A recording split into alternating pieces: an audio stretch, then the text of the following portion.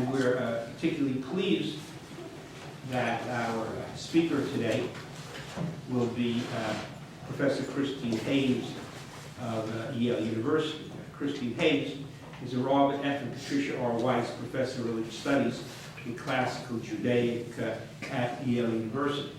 She's really a worldwide reputation as one of the leading scholars in Classical Judaic and Rabbinic Judaism, and is really widely in demand as a speaker. So I don't want to take up your time, but we're pleased to have Christine Hayes speak to us on what's divine about divine law.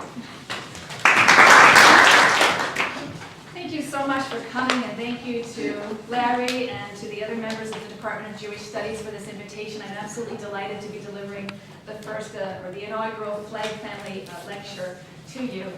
The lecture that I've prepared follows the main argument of my recently completed book, which should appear any day now. And it's a book that explores the concept of divine law. Or to be more precise, the book labors to make sense of the explosive confrontation between radically diverse conceptions of divine law in the Mediterranean and Near Eastern world in the 1,000-year period prior to the rise of Islam. Now, this is a long book with a lot of big ideas, and unfortunately, in 50 minutes, I'm going to have to be very schematic and not terribly nuanced, and I know that. And almost everything that I'm about to say has a footnote that points to a text that says something a little different, or that is contested in rabbinic literature. And that's one of the things I try to do in the book, is to show that the picture I'm painting is in broad strokes, I think, an accurate one, but it's also a contested one within all of the traditions I'll be talking about. The handout that you have really has two parts. The first 2 pages are really for you to keep score, just to kind of know where I am in the lecture. So it's sort of a brief outline of the lecture as a whole. And then the primary sources begin on page 3, 4, 5, 6. So I'll be touching on those sources. So we'll sometimes be flipping back and forth. Okay. So divine law refers to the idea that the norms that guide human action are somehow rooted in the divine realm. And it's a concept that's common to Judaism, Christianity, and Islam. And there's nothing inevitable about this idea. Right? Chinese civilization, I've been told by experts, I am not one, but I've been told that they don't really think of law as being connected with the divine. It's connected with the elders and various other things, but not necessarily the divine. And in ancient Near Eastern culture, the gods are said to authorize kings, give them the principles of justice by which they then formulate their laws, but the laws themselves are written by the kings and bear their names. So a robust notion of divine law, in which divinity applies in some way, in some manner, to the law itself, that first appears in ancient Greece and in biblical Israel, roughly the same period of time. And so here's where our story begins, and this is why it begins. The Greek and the biblical conceptions of the divine are radically different. And to the extent that they conceive of the divine in radically different ways, then their notion of divine law will diverge dramatically. And after Alexander's conquest of the eastern end of the Mediterranean, these two conceptions of divine law collide, and they create a cognitive dissonance. A cognitive dissonance that had serious consequences for those who felt compelled to negotiate the claims of both traditions. And for the most part, those people were ancient Jews. Those are the ones I'm interested in anyway. So what does it mean to say that law is divine? What constitutes law's divinity? When we say that law is divine, what claims are we making on its behalf? What traits do we suppose a law possesses when we refer to it as divine? What is it about divine law that is so divine? Well, in much Greek thought, divine law is divine because it expresses the profound structures of a permanent natural order. A natural law. I won't go into the pre-Socratics or Heraclitus or others. I'm going to just jump right to the Stoics. Again, it's a very schematic account in the book. There's an entire chapter that goes through 10 different discourses of law. Divine law, natural law, human law, and so on. And I'm being very schematic here, so please forgive me. We're going to focus on the Stoics, although they aren't the only people we could be talking about. But the Stoics were the first to refer to the natural law, which they understood to be the rational order, or logos, of the universe, as divine law, theos nomos. Although the word doesn't appear very often. For the Stoics, God was not distinct from nature. God was nature was divine, and therefore the rational order, or the eternal reason, or logos of nature, is none other than the eternal reason of God, in the mind of God. So to say that law is divine is to say that it is the eternal reason, rational order of nature, or the eternal mind of God. Cicero gives us the classic account of the Stoic theory of natural or divine law. And here's where you might want to be looking then at text 1. For Cicero, there's only one true law, namely right reason, which is in accordance with nature, right? It's in agreement with nature. It applies to all men, it's diffused over everyone, it's universal. It's consistent, unchanging, in other words, and it's everlasting or eternal. So it's rational, these are the characteristics it has. By definition, inherently, it is rational, it is true, it is universal, it is eternal and unchanging, static in its perfection. And very important for the Stoics, it's also unwritten. It isn't formulated in human language, in words or in statements. It is the rational order by which the world or nature operates. To invalidate it by human laws, human legislation, that's never right, never morally right. Nor is it permissible to try to restrict or annul it. It kind of makes no sense, in fact, like you wouldn't pass a law against the law of gravity. Its authority lies in the qualities that it inherently possesses. It's rational, it's true, universal, and immutable. Not because it's backed by the coercive power of a legislator. Now, when it comes to law, Greco-Roman thought in general assumes an important dichotomy, and here I'm moving down to number 2 on your handouts chart of the lecture. Greco-Roman thought assumes an important dichotomy. On the one hand, there is natural or divine law, and on the other hand, separate and very different. In fact, in the inverse opposite of divine law or natural law is human positive law, which is not in a genuine sense law, Cicero says. We just have to call it law because we don't have a better word. But positive law, that is to say, the laws that humans posit. Positive law consists of concrete rules and prohibitions that are posited by human beings, delivered in written form, in words and sentences that are enforced by coercive authority. Positive law is not universal. It's created by persons for a particular city or state. It is subject to change and evolution over time. It doesn't necessarily reflect truth or natural reality. So Greco-Roman discourses of positive law are ambivalent to negative. In Plato's Republic and in his work, The Laws, the only true and virtuous regime is a regime of direct rule by the gods, which occurred in a past mythological age. But we now live in a fallen state. No more is there direct rule by the gods, the Chronos at one time. The next best thing would be rule by philosopher kings. Their rational capacity is perfected to such a degree that they, like the gods, perceive eternal truths, they perceive the logos, but it's really hard to find such great philosophers to serve as rulers. Plato notes this in the Laws. And if you look at text 2, you'll see what Plato says about this. I grant you readily, so that's on page 3, text 2, Plato from the Laws. I grant you readily that if ever, by God's mercy, a man were born with the capacity to attain to this perception, the perception of the eternal verities or truths, because he's so rational and perfect, he would need no laws to govern him. Right? They're mutually exclusive. No law or ordinance whatever has the right to sovereignty over true knowledge. But as things are, such insight is nowhere to be met with, except in faint vestiges. And so we have to choose the second best, ordinances and law. So lacking divine or rationally perfect rulers, we're forced to make do with rule by laws instead of philosophers. And that's the second best option. The law, he says, strives to be an imitation of the truth, but it is a resented necessity that takes place under the sign of shame.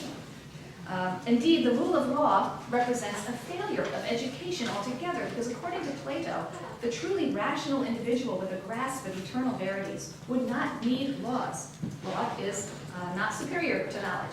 And since few are truly knowledgeable, truly rationally perfect, we must choose the second best option of rule by law.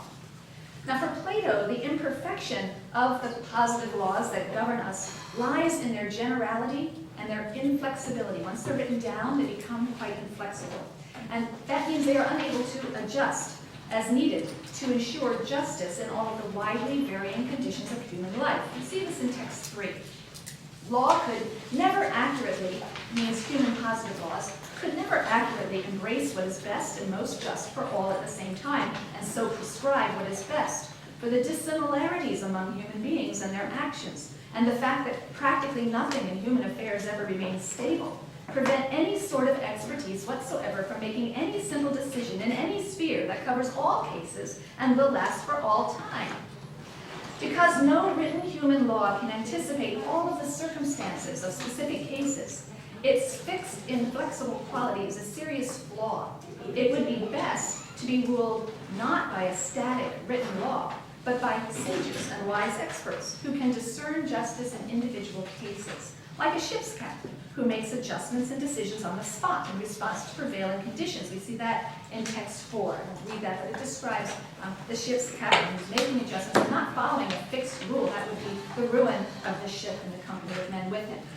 Other Greek thinkers praise the living law, nomos and psychos, of kings as more flexible than the dead letter of written codes. These are the metaphors that are used for written law. It's dead.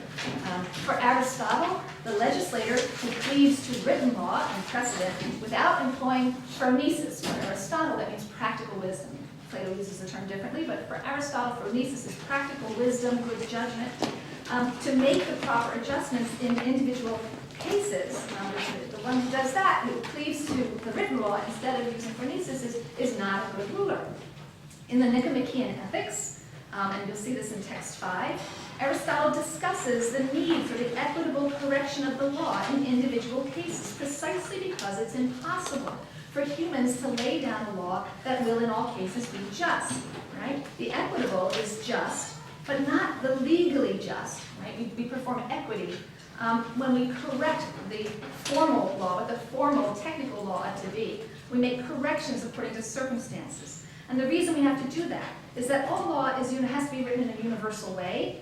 About some things, though, it is not possible to make a universal statement that will always be correct. And in those cases in which it is necessary to speak universally but not possible to do so correctly, then the law needs to be adjusted. It's in the nature of human affairs that we can't make universal statements that will always be correct. So inflexibility of law is a function of its imperfection, right? So for both Plato and Aristotle, even the best human law must recognize its imperfection and take into account shifting human needs and circumstances if it is to deliver justice in individual circumstances. But that adjustment is because of its imperfection. Ambivalence about human law is found also in Protagoras' great speech. There's a dialogue by Plato and Protagoras, as well as in Plato's work, The Laws, where the following claim is made. Although human law provides an important rescue from the brutish state of nature, right, at least it makes us act with a certain amount of civility towards one another, it's deficient because it doesn't help us achieve the full realization of human virtue and justice.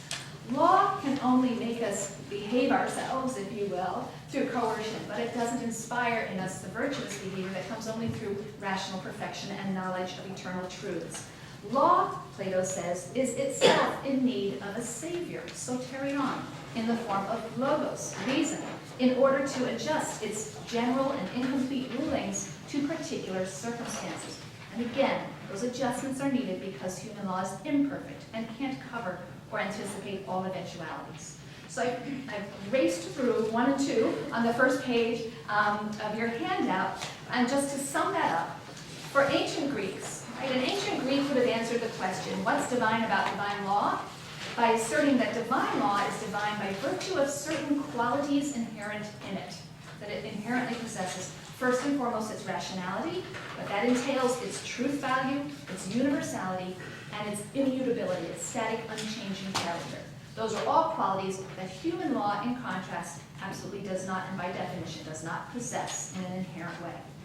By contrast, according to biblical tradition, the law is divine, not by virtue of any inherent qualities, but because it emanates from a God who is master of history.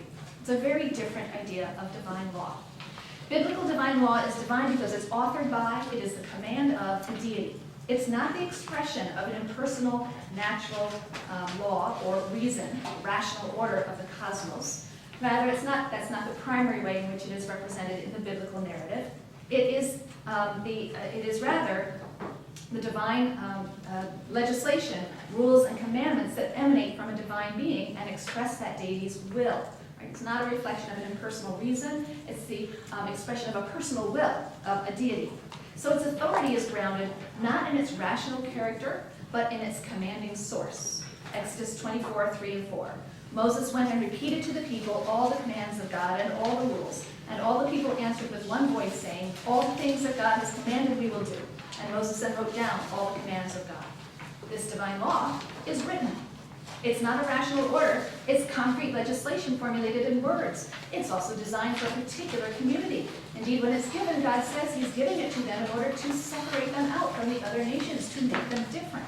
And because the divine law is a positive enactment of a sovereign will, it's changeable because that which stems from an act of will can be changed by a subsequent act of will.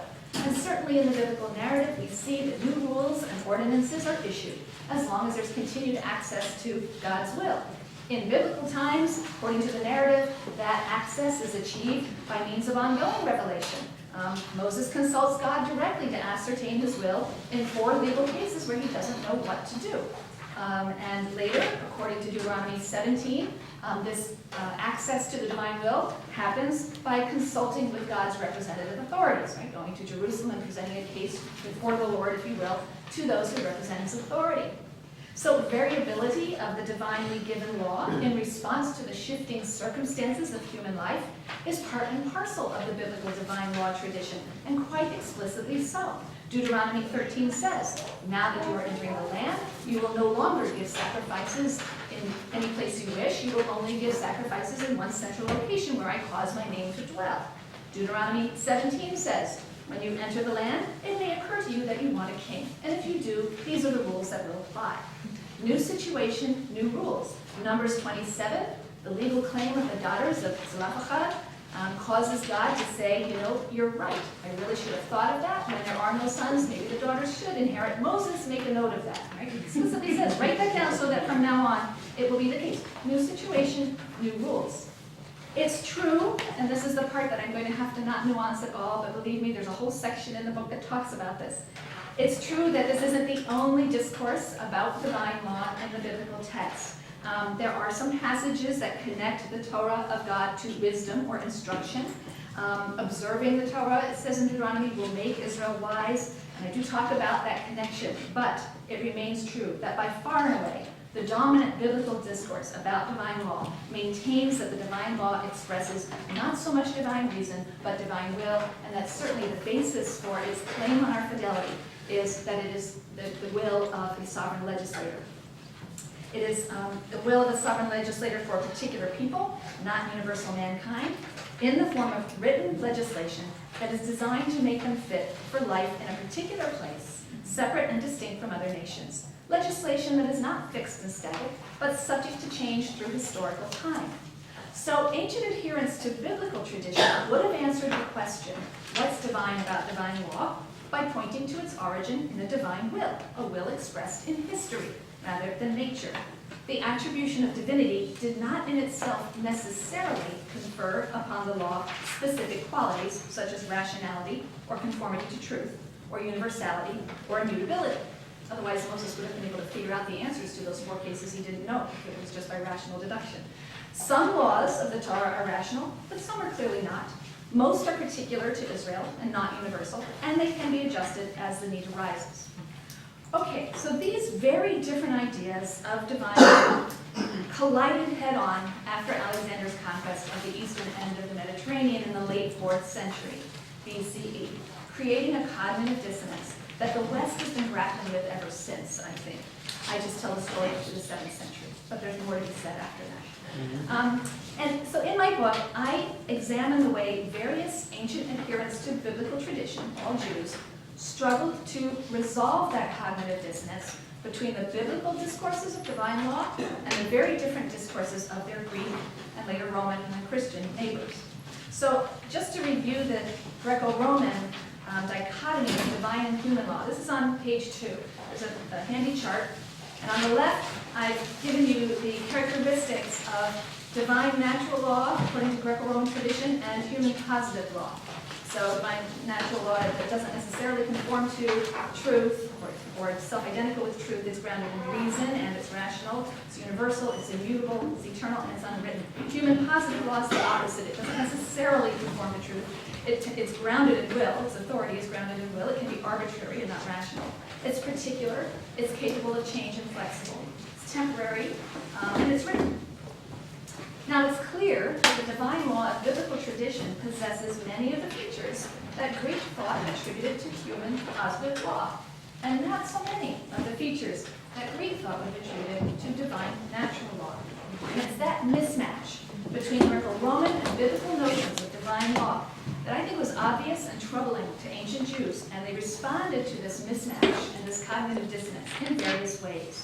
The first response I'll consider now is that of Jews who fully imbibed and embraced Hellenistic values and this Hellenistic dichotomy between divine and human law. Many of these Jews lived in Alexandria in the 2nd and 1st century BCE. They spoke Greek, they adopted Hellenistic patterns of thought and culture. These Jews did not want the law of their heritage to be thought of by others that they admired, and they themselves didn't want to think of it as anything less than divine law according to the widely accepted criteria of the culture they so admired, Hellenistic culture. And so they worked like crazy to shoehorn the Mosaic law into the left-hand side of this chart, into the category of natural law rather than positive law, attributing to it the characteristics of Greco-Roman natural law laid out in that left-hand column. The clearest example is Philo, but in the book I talk about some other wonderful examples, including also Fourth Maccabees, which is not necessarily from Alexandria. But the clearest example is Philo, so we'll jump right to Philo. Philo, who died in about 50 of the Common Era, so he's a 1st century Alexandrian Jew who asserted that the Torah of biblical tradition possessed the qualities of divine natural law as understood by the Greek natural law tradition.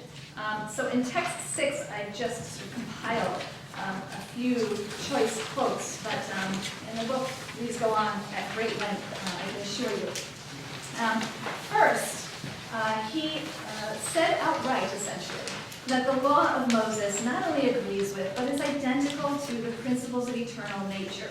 Whoever will carefully examine the nature of the particular enactments of the Mosaic law will find that they seek to attain to the harmony of the universe and are in agreement with the principles of eternal nature. And there are other such comments that strongly not only point to agreement, but actual identification of the Torah with the natural law. Having identified the Mosaic law with the divine natural law, Philo labored to demonstrate that it possesses the properties and qualities of Greek natural law. That means it's universal, it's rational, it's self-identical with truth, it's unwritten, that's an interesting one, and it's static and unchanging. So how does he establish those claims? Well, first, to support the idea that the Mosaic law is a universal law of the cosmopolis, right? The Stoics had said the natural law is the law of the world city, the cosmopolis. Philo says just look at its narrative context. Well, of course, he ignores its immediate narrative context, which is the giving of the law to the Israelites at Sinai in order to set them apart from other nations. He focuses instead on the wider context, the fact that the story of the giving of the law is embedded in a larger universal narrative that begins with creation. And he shows that it is a law given by a God of the entire world and the entire creation.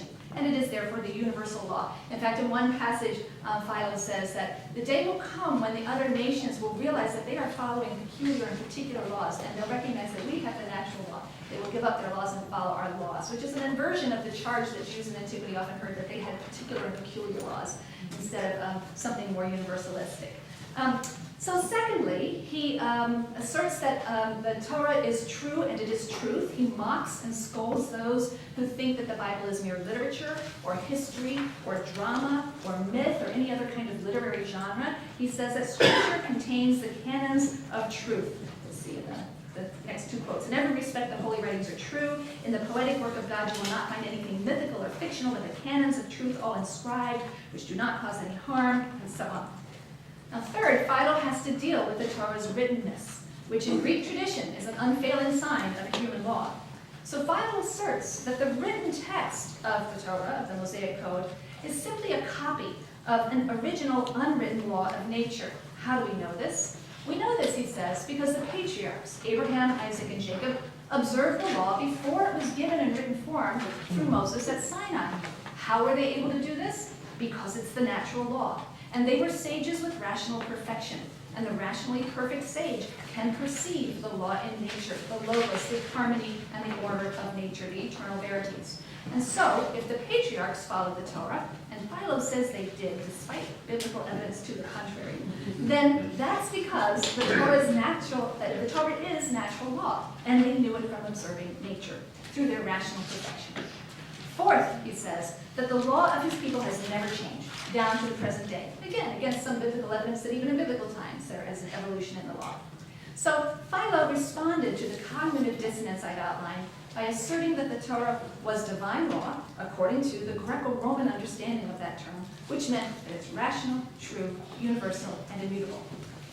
There's a second response, and I'm only going to mention this briefly because I want to get to the rabbis, which will occupy the rest of the lecture. But the second response is the response of Paul. Paul was a first-century Pharisaic Jew, who also, like Philo, evaluated his native tradition, the Torah, against the ideal standard of divine law as defined by Greco-Roman tradition. But unlike Philo, he concluded that the Mosaic law does not possess the characteristics of the natural divine law on the left-hand side of the column of your chart. For Paul, the Mosaic law has more of the characteristics listed in column B. It's a written constitution of particular laws. It can't therefore possibly be identified with the universal unwritten law of nature inscribed upon the hearts of all humans.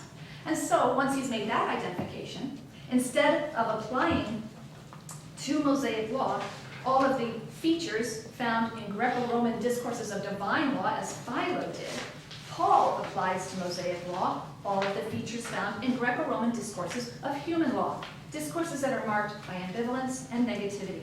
He represents the Mosaic law, like other collections of written rules, as lifeless, a dead letter that kills the spirit. It is a second-best accommodation to our natures, a necessary evil that may rescue us from an undesirable state of sin to a certain extent, but which is inadequate for the inculcation of true virtue, all language that is drawn very much from Greco-Roman discourses of human law.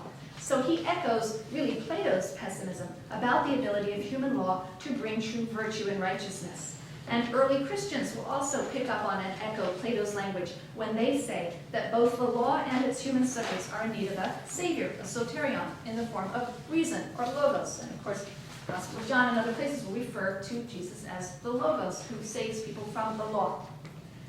Philo and Paul are similar in that they both accepted that basic Greco-Roman dichotomy of divine law and human law. Now, if you accept that, then you have to decide where to place biblical law, biblical divine law. When you try to square that binary division with biblical divine law, you have to make a choice, and they made radically different choices. Philo identified biblical law with Greco-Roman divine or natural law and forced upon it all the characteristics in column A, and none of those in column B, particularly its alliance with unchanging rationality and truth. Paul makes the opposite move. The law of Moses possesses the characteristics of positive law systems in column B, and so it is not eternal, it's not universal or unchanging, it's temporary, and like all positive laws, it's even deficient as an aid to achieving virtue. It can be dispensed with in favor of the natural law written on the heart. And so we come to the rabbis of the Talmudic period, the sages who between the 2nd and the 7th century of the Common Era developed the classic works of rabbinic tradition, Midrash, Mishnah, and Talmud. In my book, I argue that the rabbis took a third path, and that was a path that just simply resisted the divine law, human law dichotomy as characterized by Greco-Roman tradition. Instead, they constructed a portrait of divine law in defiance of that binary opposition. The rabbinic construction of divine law, or Torah, challenges Greco-Roman assumptions about the attributes of divine law, specifically the attributes of conformity to truth, universality or universal rationality, and immutability. So each of those characteristics is treated in a separate chapter in the book. The rabbis on the Torah and truth, the rabbis on the Torah and rationality, and the rabbis on the Torah and immutability. So one chapter, as I say, considers the attribute of truth and argues that rabbinic texts do not represent the Torah as necessarily conforming to or self-identical with various kinds of truth. Now, it's really hard to sort of take cultural terms and borrow them from one cultural context and put them into another. The rabbis don't really have a clear language or term or even a concept of truth that is really truly exactly the same as what we find in Greco-Roman philosophical traditions. So I had to do the best I could. I tried to find what I felt were sort of the functional equivalents of something like truth in rabbinic literature. So I looked for things that were clear, fixed standards or measures of an objective or mind-independent reality, if you will. And I identified 3 such objective standards or measures, fixed measures in rabbinic texts. I call them formal truth or logical truth, judicial truth, right, who's really wicked and who's really right in a court case, for example, right, so judicial truth, and then physical or natural truth, right, physical reality. And in the book I asked, does the Torah necessarily equate to or adhere to any of these 3 measures of a fixed and stable truth? That's the closest I can come to the Greco-Roman notions of truth or how it functioned in Greco-Roman thought. The short answer is no. Sometimes it does, but not always. So I consider first formal or logical truth. In hundreds of rabbinic texts, early and late, Palestinian and Babylonian, there is an explicit conceptual distinction between the din, which is sort of the formally or logically authentic law, and what the actual operative law is. Just one example I could have pulled out of many is text 7. This is from Mishnah Menachot 8.5. It'll just give you a flavor of what I'm talking about. Here, the law that's produced by logical reasoning, so it should be logically true, is distinguished from and supplanted by what Scripture's law actually is. So, Mishnah Menachot 8.5, this is text 7. Meal offerings might logically be thought, they have a technical phrase for this, but dinhu, they might logically be thought to require the purest olive oil. And now they're going to do a logical argument, for if the menorah, which is not intended for consumption, requires the purest olive oil, then surely the meal offerings, which are intended for consumption, isn't it logical that they should require the purest olive oil? But Scripture says, pure olive oil for the light, and not pure olive oil for meal offerings. Look at the rhetoric that's being used here. Logically, the law for meal offerings should be X, but Scripture simply declares something else to be the law against the dictates of formal logic, and that is the accepted law. And this happens hundreds of times. What's fascinating to me, people who study Talmud, you get so used to it you don't even notice it. But it's fascinating that the rabbis take the time to point out again and again, look here how the divine law doesn't accord with what formal truth or logic would dictate. That's a clear rhetorical choice in their presentation of the divine law. The distinction between the formally correct or logical law and what Torah or divine law actually should be continues in the context of judgment. So we talk about judicial truth.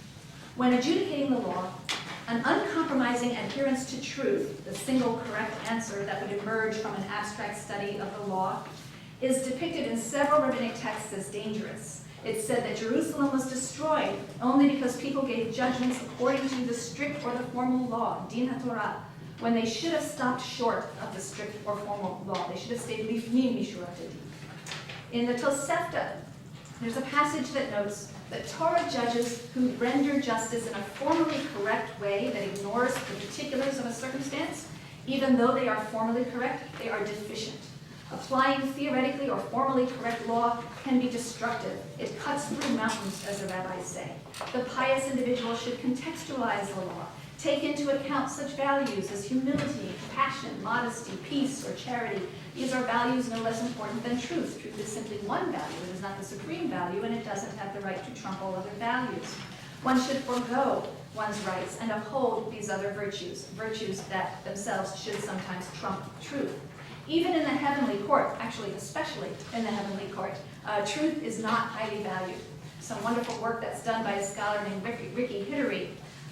He's studied Midrashim, rabbinic legendary material, that depict God as both more and less complicit in defeating truth when it comes time to judge humans. In some contexts, Hittery says, God would prefer to be persuaded towards mercy by a good lawyer, even at the expense of justice. In other cases, advocate, particularly Moses, who's often the advocate for Israel, resorts to all kinds of ruses and tricks, and even bribery to avert a just verdict and to win an acquittal for Israel.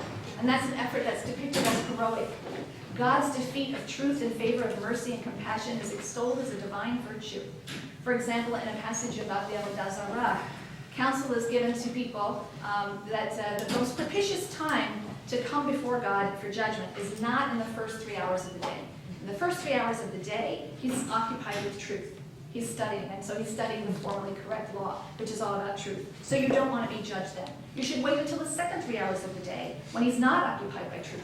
Then he will moderate his judgments, balancing the demands of strictly correct justice with other considerations like compassion and mercy and love, in a process that employs what looks very much like Aristotle's concept of phronesis or practical reasoning. In addition, the Torah's rulings don't always align with truth in the third sense that I identify. That is to say, sort of a mind-independent, objective, or physical or natural reality. One very famous passage in the Mishnah Rosh Hashanah, this is perhaps one of the most well-known examples of the idea that the law can deviate from physical reality. Here, the rabbinic court sets the calendar, accepting eyewitness testimony, which is governed by biblical rules of law, accepting eyewitness testimony that is clearly astronomically false and patently so, and everyone knows it. But Rabban Gamliel knowingly accepts false testimony about the phases of the moon over the objection of some of his colleagues, and in the end, he prevails. In an elaboration of the story, which is in text 8 on your handout, Rabbi Akiva is represented as finding scriptural warrant for the right of the rabbinic authorities to determine the calendar, even if in so doing they are wrong, they're misled, or they're otherwise in error, whether inadvertently or even deliberately. Rabbi Akiva then said to Rabbi Joshua, the text says you, referring to the fact that we have 3 verses in Leviticus associated with establishing the calendar, and then each time we have the word you. So he's going to do a creative reading of the recurrence of the term you in these 3 verses. It says you 3 times in connection with the calendar to indicate that you may fix the festivals even if you err inadvertently, you even if you err deliberately, and you even if you are misled. Rabbi Joshua says you've made me feel a lot better about that. Thank you so much. Right? So also in the Tosefta, we have the statement that erroneous calendrical determinations are completely valid. All of this is in great contrast, we should point out, to other ancient Jewish groups. There were sectarian groups like the community of Qumran who insisted absolutely that the calendar should reflect astronomical fact and polemicized against Jews in Jerusalem for their attitude towards the fixing of the calendar. The rabbis also tolerate counterfactual rulings and legal fictions in their system of divine law when these help achieve humane and compassionate goals, such as the famous case of the woman who remarries after witnesses report that her husband has died. When her husband returns, one authority allows the court to employ a legal fiction and declare that the man simply is not himself, so that the woman's new marriage is not disrupted. There was a case like this in Ohio recently. Somebody was missing for 20 years, and so they got him declared dead, and the wife's been collecting Social Security benefits to the tune of some $1 million, and then he shows up 20 years later, and they finally decided he's dead. And they told him, we're sorry, we can't be alive. And this money back from her, so he's actually officially legally dead. So these things have application in today's world. So fictive legal presumptions are also tolerated in this system of divine law, such as the presumption that all women are in a state of ritual purity when their husbands return from a journey, although clearly this will not always be factually true. Related rabbinic texts say that the motivation for adopting that lenient presumption in the case of menstrual impurity, is connected with the value placed upon marital intimacy and the positive commandment of sexual reproduction. It's a value that trumps truth, if you will, right? Facts. The rabbinic approach in these cases is typical of what we would call a nominalist orientation to the law, in which objective facts about the world are not consistently privileged when determining what the law should be. Other considerations and values are allowed to trump objective facts. All the more so when those facts are only likely but not certain. We allow ourselves to make presumptions that go against what is likely fact. So what about the Torah's relation to rationality? I said it's divorced from truth, it's not inherently rational, and it's immutable. So I'm just working through those 3, very briefly going to touch on the whole issue of rationality so we can get to the question of immutability. What about the Torah's relation to rationality, another key indicator of divine status according to Greco-Roman conceptions of divine law? I'll be very brief.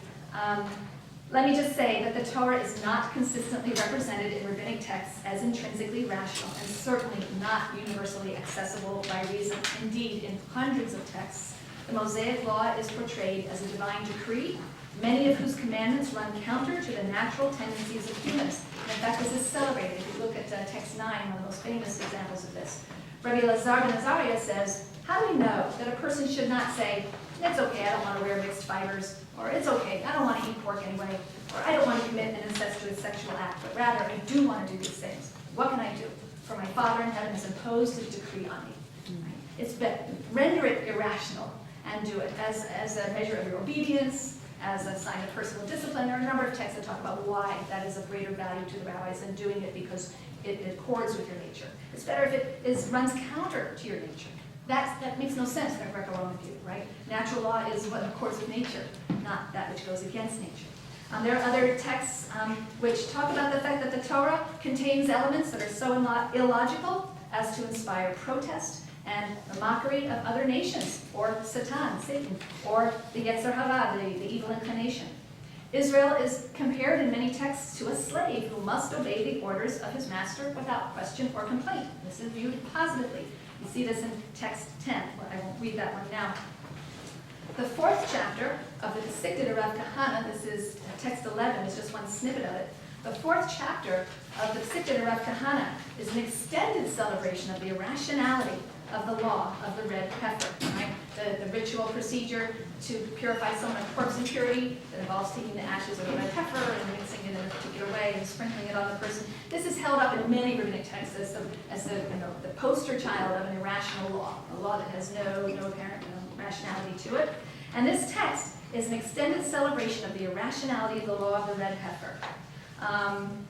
Indeed, in this passage, the irrational and paradoxical nature of the law is proof of its divinity, not disproof. Who can bring forth a clean thing out of an unclean thing? Is it not the one? This is a playful citation from the book of Job. Not quite exactly what the verse says, but it's how the rabbis read it. Who can do this? Who can bring something clean out of an unclean thing? Isn't it only God, right? Like Abraham out of Hezekiah out of Ahaz, Mordecai out of Shimei, Israel out of the nations, the world to come out of this world. Who did it? Who commanded it? Who decreed it? Is it not the one, the unique one of the world? And the same with the red heifer, right? Who could take something pure this way to purify something impure that then defiles the person who's preparing it? It's irrational. Who's the only one who can do that? A divine being. So what's fascinating about this text is that the irrationality of the law is itself the mark of its divinity, very different from the Greco-Roman notion. Of course, as early as the Second Temple period, the purity laws and the dietary laws were always singled out and were always susceptible to charges of irrationality, prompting Jewish authors of those times to defend them. So the letter of Aristeas defends the rationality of the purity laws and the dietary laws. Philo also offers apologetic rationales for them. 4th Maccabees also has a dialogue with the tyrant who says, no, these are not irrational laws, these are entirely rational, and this is why. But the rabbis walk away from that apologetic, and they assert the irrationality of these laws and see it as a mark of their divine character. Even more remarkable are passages in rabbinic literature that take a law that on the face of it isn't irrational. In fact, it might even appear in the biblical text with an explicit explanation or rationale. And then they convert it into an irrational law and declare that it must be obeyed despite its irrationality because it is the decree of the king. You see this in text 12. This is in reference to the law of the stubborn and rebellious son. You might say that's not a rational law. It's a harsh law, that's for sure. But in the biblical context, it is given a rationale. You want to sweep out the evil in your midst and so on. It's not like some of the purity laws that don't have any rationale. That this text, whether you like it or not, it is a law that does have a rationale accompanying it in the biblical text. But the rabbis turn it into an irrational law. All these rules about the stubborn and rebellious son are irrational. The opposite should be the case. It was taught by the rabbis that you can know that that is the case, that it's against reason, because by logic, again, Bedin, who should be declared liable for the law of a stubborn offspring, a son or a daughter? Logically, you'd have to say a daughter. I only have sons, so I don't know if this is true. And yet the Torah has declared that the daughter is exempt. The son is liable. By logic, who should be declared liable? The minor or the adult? You would have to say the adult. Only adults are obligated under the law. But the Torah has declared the adult exempt and the minor to be liable. By logic, whom should be declared liable? He who steals from others or he who steals from his father and mother? You'd have to say one who steals from others. But the Torah has declared exempt the one who steals from others and is declared liable the one who steals from his father and mother. This teaches you that all these rules derive solely from the decree of the king, rendering this law illogical, irrational, as evidence of it stemming from the will of the king. So finally, I address the Torah's relation to immutability, another essential attribute of divine law in the Greco-Roman model. According to the rabbis, the divine law is not immutable. On the contrary, the Torah is susceptible to moral critique and modification. And the fact that it is so is the very mark of its divinity. How does this work? Sometimes the rabbis will state that what the divine law is, and after doing that say, but we're not going to do that. We're setting it aside in favor of a better ruling, better in the sense of morally better, usually. We see this, for example, in Mishnah 18, 4, and 5, which list a whole series of ordinances that adjust the divine law for the sake of the social order, or for the public welfare, tikkun ha'olam, etc. For example, although by formal Torah law, a husband is empowered to annul a divorce document without his wife's knowledge, the rabbis rule that he may not do so for the sake of the social order. But they take pains to explicitly say, by Torah law, the person is allowed to do this. But we're not going to let them do that. We think there's a better thing to do. Although a slave freed by one of his two masters is technically half free, the rabbis compel his other master to free him for the sake of the social order, since otherwise the man can't marry. In short, for the rabbis, divine law does not always dictate the best and most desirable answer, and humans are essential partners in critiquing the law and making it better, usually based on some intuitive sense that the law is just wrong. In fact, the rabbis maintain that humans have the power to critique and modify a divine decree. Some texts are quite explicit in their aggressive criticism of the divine law as morally inferior, and there are some fascinating sources that describe God being corrected by the moral insights and arguments of humans. One scholar, Dovweiss, has just written a book where he looks at 140 confrontational texts from the 3rd to the 7th centuries, in which humans openly confront God for the moral blindness of a particular divine law or decree. In these texts, various characters, human characters, expose the moral imperfection, if you will, of God. Sometimes God rejects or ignores a critique. They don't always win, but sometimes, significantly, he courageously admits his flaws and he adopts the more ethical stance proposed by his human interlocutor, modifies his behavior, his decree, or his law in response. In the text 13, which is from Numbers Rabbah, a late Midrash, God concedes to Moses' criticism of the principle of vicarious punishment, or intergenerational punishment. When the Holy One, blessed be He, said to Moses, in the course of giving Moses the Torah, that he visits the guilt of the parents upon the children, right? This is God's self-introduction in Exodus 34. Moses said, wait a minute, master of the world, how many evil people give birth to righteous people? Shall they take punishment from the sins of their parents? Terah worshipped idols. Abraham, his son, was righteous. Also, Hezekiah was righteous, and his father Ahaz was a wicked man, etc. Is it appropriate that righteous people shall receive lashes for the sins of their parents? And God said to him, you've taught me something by your life. I will nullify my decree and establish your word. So Moses expresses moral outrage over the principle of transgenerational punishment. God learns from him, annuls his decree, and establishes a new rule of individual punishment. In another instance, Moses teaches God that it's best to sue for peace before engaging in war, and God is said to adopt his policy, the policy in place of his earlier decree of making war without first attempting negotiations. Other rabbinic passages contain human criticism and divine concession. It's because Abraham expresses moral doubt about the flood that God decides to moderate his behavior in the case of Sodom and Gomorrah. In another text, God learns a lesson in compassion and altruism from Leah. In another, Moses objects to the severity of the punishment of stoning to death for certain sins, so God revokes the punishment and institutes lashes or flagellation instead of capital punishment. So in these cases, the rabbis present modifications of divine behavior or divine law by the divine legislator as the result of human input and revision. It's a short distance from the view that God consents to and is desirous of human assistance in modifying the strict justice of his own decrees to the view that he needs it.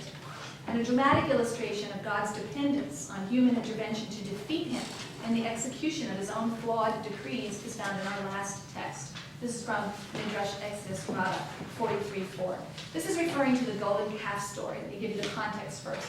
According to the biblical story, of course, in Exodus 32, God is infuriated by the Israelites' disloyalty, their worship of the golden calf, and he declares his intention to wipe them out completely. He will start again with Moses. So he orders Moses to stand aside so that my anger can blaze forth and I can destroy them.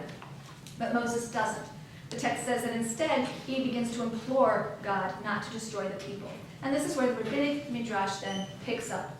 According to the rabbinic midrash, God desperately wants to forgive Israel, but he can't. He's trapped by his law, condemning idolaters to death. So Moses, he says, I've already taken an oath back there in Exodus 22, 10 chapters ago, you will recall. I made a law there that says whoever sacrifices to a god other than the Lord alone shall be proscribed, shall be destroyed.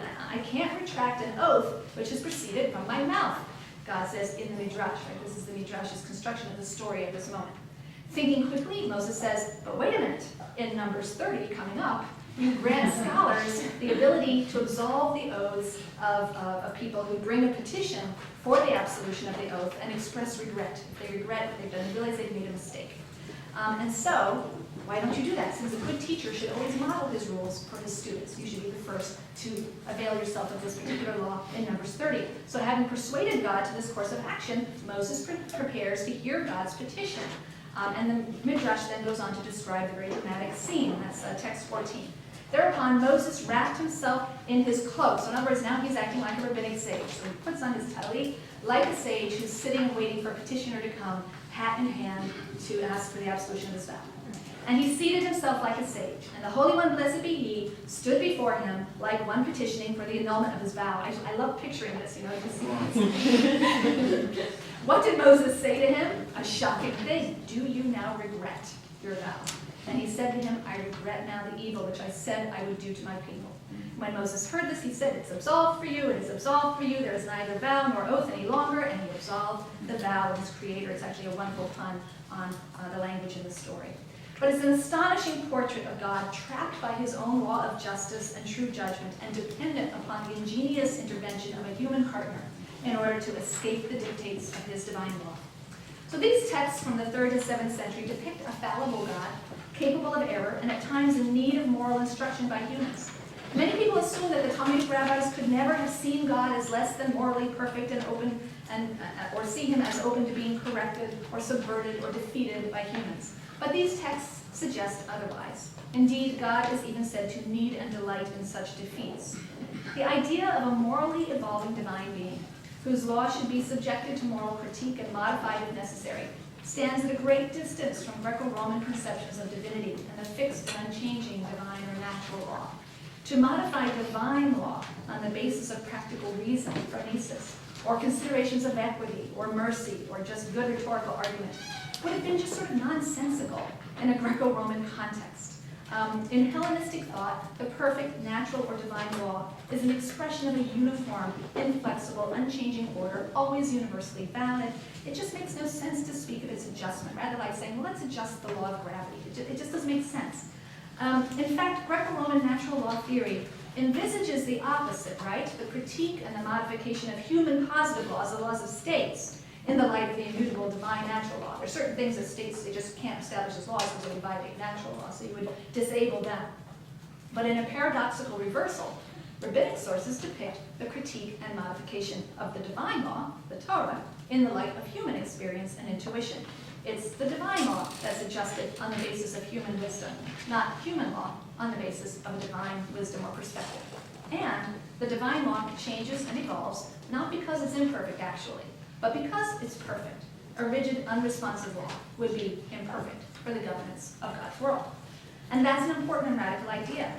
The rational modification of the law and the implied fallibility of the divine lawgiver did not negate the law's divinity or authority in the eyes of the rabbis. That's because biblical and rabbinic tradition locate their God not in static, uniform nature, or not only there, but in dynamic history. God is intimately involved in and responsive to changing historical circumstances and moral considerations. The divine law's perfection is not diminished by the fact that it's particular, flexible, or responsive, rather than universal, static, and uniform. Its perfection is constituted by those features, and humans are active participants and necessary partners with God in the ongoing evolution of his Torah. So to sum up, in the book I argue that the rabbis of the Talmudic era did not shy away from attributing to the divine Torah features considered by others in antiquity to be unfailing indicators of human positive law.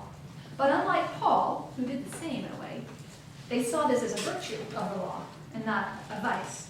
So in constructing a picture of divine law whose very divinity was enhanced rather than harmed by its divorce from truth and its susceptibility to moral improvement and modification in response to the shifting circumstances of human experience, I think they were entirely unique. And they were also entirely scandalous. To those who accept the Greco-Roman conception of divine law, the idea that divine law is not self-identical with truth, is not universal and unchanging, is shocking, indeed laughable, and I believe the rabbis knew that.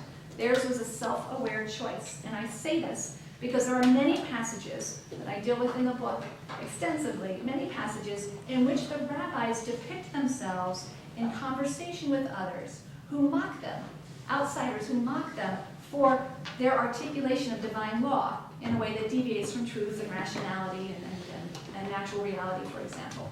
They knew that such features looked ridiculous to those who held that divine law by definition conforms to truth that is rational and immutable. Their ability to represent the other viewpoint, right, to represent themselves as mocked by others who held that belief, shows that they were aware of that alternative view or construction of divine law. They were consciously rejecting it, allowing the divine law to deviate from formal truth, judicial truth, physical and natural reality, rationality, and the claims of immutability. In the medieval and modern periods, the rabbinic conception of divine law would be somewhat overshadowed in the West. The Greco-Roman dichotomy of natural law and positive law would become a controlling paradigm in the conception of law in the West, and their attendant discourses would be embraced by the three biblical religions, though in very different ways and to widely varying degrees, right? Most notably by Christianity, of course, where the natural law is the sole vehicle for a relationship with the divine. Human positive law is only problematically so, and only by virtue of its connection to the natural law. So we in the West, like it or not, are heirs to this tradition. Most people today, if you ask them what it means to say that a law is divine, and I know this because I have done it, they will tell you, well, it must govern everybody. It's universal, and it's got to be true and right, and it's certainly rational, makes sense, it's not arbitrary, and it would never change. And then we, as heirs to that tradition, map that idea of divine law onto biblical divine law, or Torah. We map those characteristic features of the Greco-Roman definition of divine law onto the biblical text. And so for us too, the rabbinic construction of divine law can seem scandalous. I saw smiles on your faces when I read through some of these texts where the rabbis have the divine law doing all sorts of odd things, right? Because a law divorced from truth or subject to change or evolution seems somehow human to us. But who says? Perhaps there's something to be gained from bringing the rabbinic construction of divine law out of the shadows, from considering the possibility that a law and a text can be divine without being universal, absolute, unchanging truth. Thank you so much for your attention, and I will turn things over to you. Okay, I'm going to follow a bit of a script here loosely. It's not a perfect script, and some of my comments are really by way of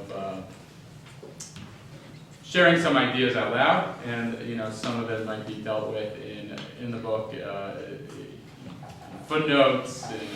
It's a very thought through and subtle book in all sorts of ways. So really, we all have to go read it. But let me nevertheless make some comments here.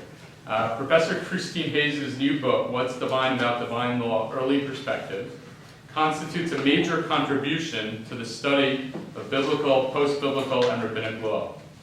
This field has enjoyed a surge of scholarly production in recent decades, with an outpouring of sophisticated studies authored by Israeli and American scholars, both focused on discrete topics and major themes. And I could give examples, but I won't. Numerous reasons can be enumerated for this renaissance: increased availability of manuscripts, new models for understanding the relationship among different primary works, a better appreciation of the transmission process, including its orality, and heightened attention to the continuity and discontinuity between biblical Second Temple, especially Dead Sea Scrolls, rabbinic materials. Moreover, studies have begun to employ new methodologies and increasingly engage in important interdisciplinary work. Thus, there has been an exciting intersection of biblical Second Temple and rabbinic studies, not only with the fields of ancient Near Eastern, Hellenistic, Roman, and Sasanian studies, but also more broadly with fields of comparative religious studies, literary theory, classical thought, and increasingly legal studies. I guess that's something, being very fond, of course, of the study of post-biblical literature, but also trying to bring it into conversation with legal studies of particular interest in it.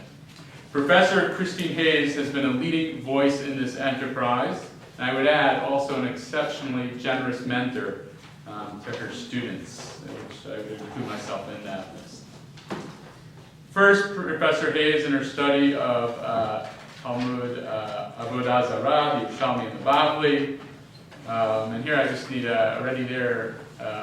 It's not really my place to sing Professor Hayes' praises, and I haven't earned that role, but still I'll just say that a comment from that work already made a major splash, and we all would read it when we were studying for our comprehensives, and it's such a clear account of where scholarship is out and then pointing to new directions. And I had the privilege of studying under Professor James Kugel at Harvard, and he pointed out when you really made it in the study of rabbinics, and that is when Professor Jacob Neusner authors a critical book with your name and work in the title.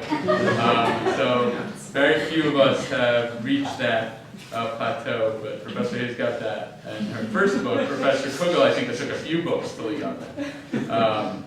But in all seriousness, it shows that there were paradigms that were shifting.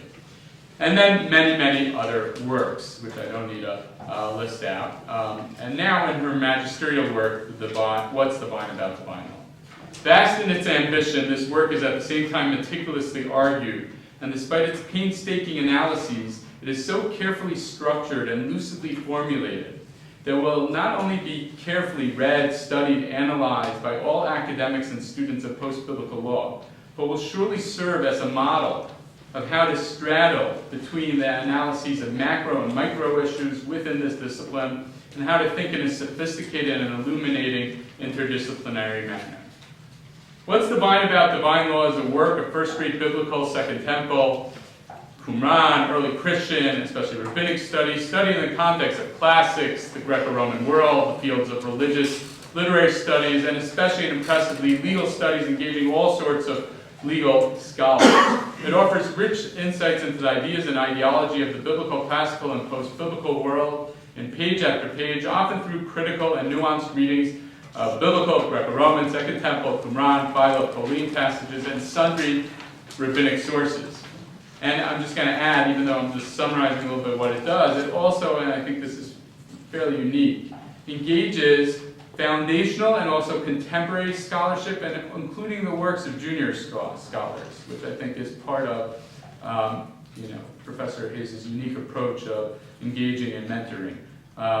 But it also has a larger thematic arc, as you heard tonight, that is tightly crafted with a strong, provocative thesis.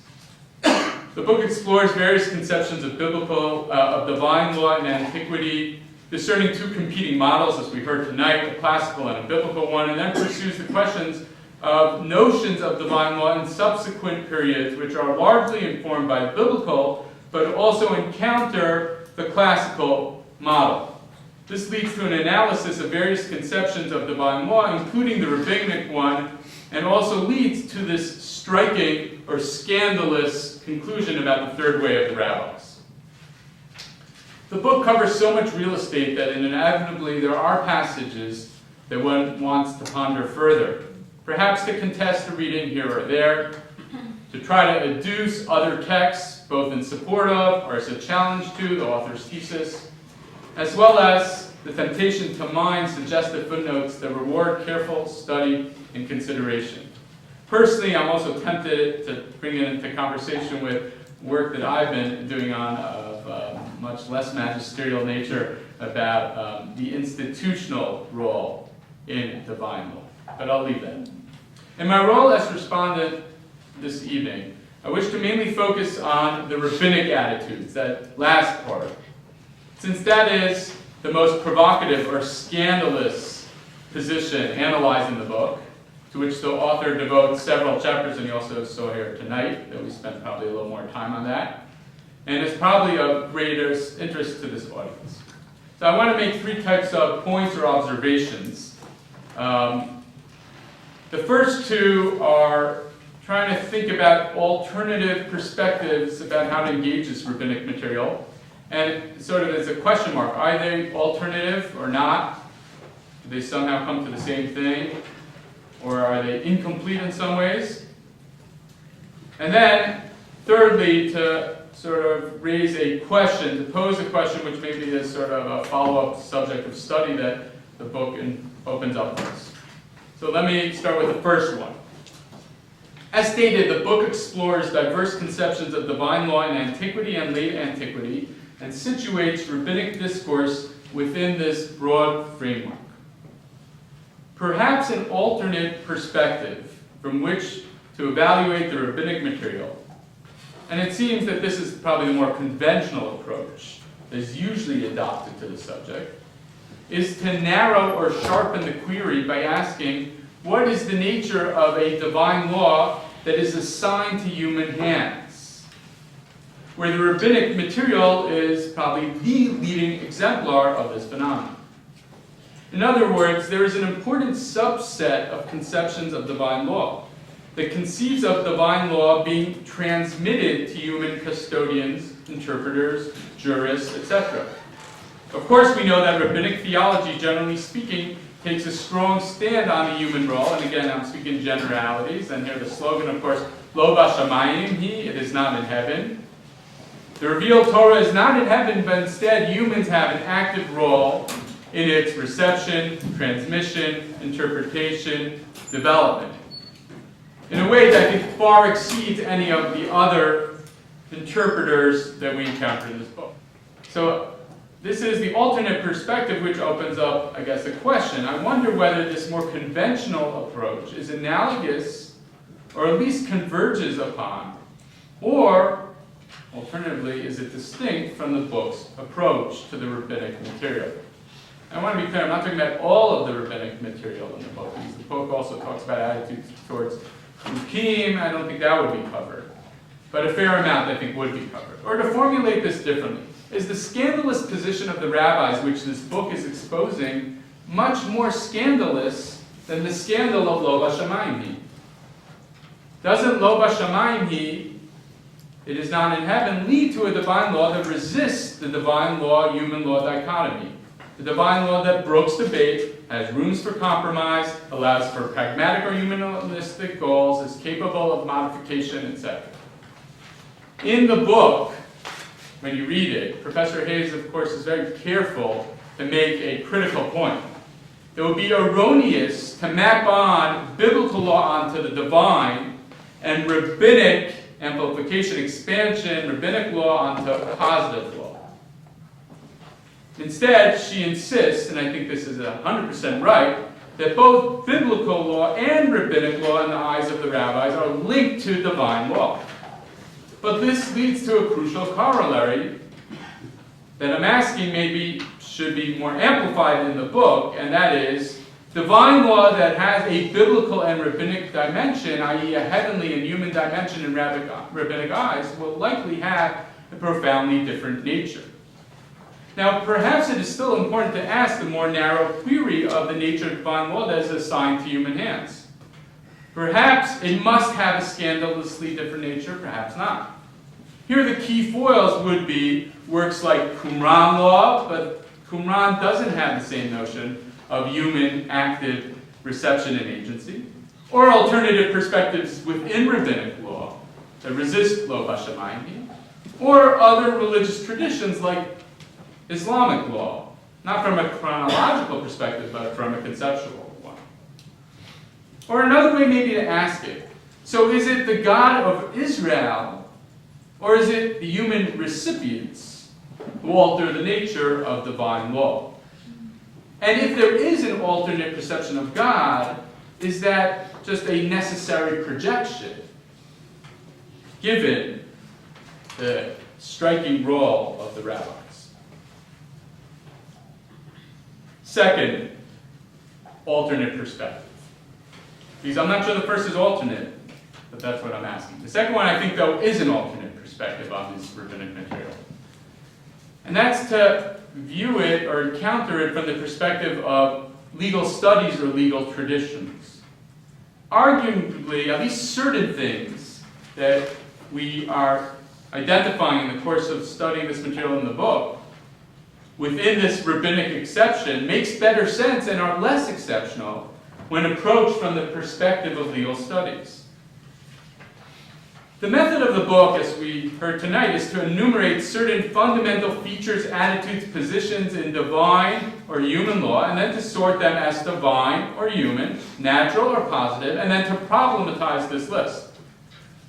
But maybe an alternate way to think about the features that were listed is whether they belong to or are plausible in relationship to elementary or, and here's really the focus, advanced, mature, thick legal systems.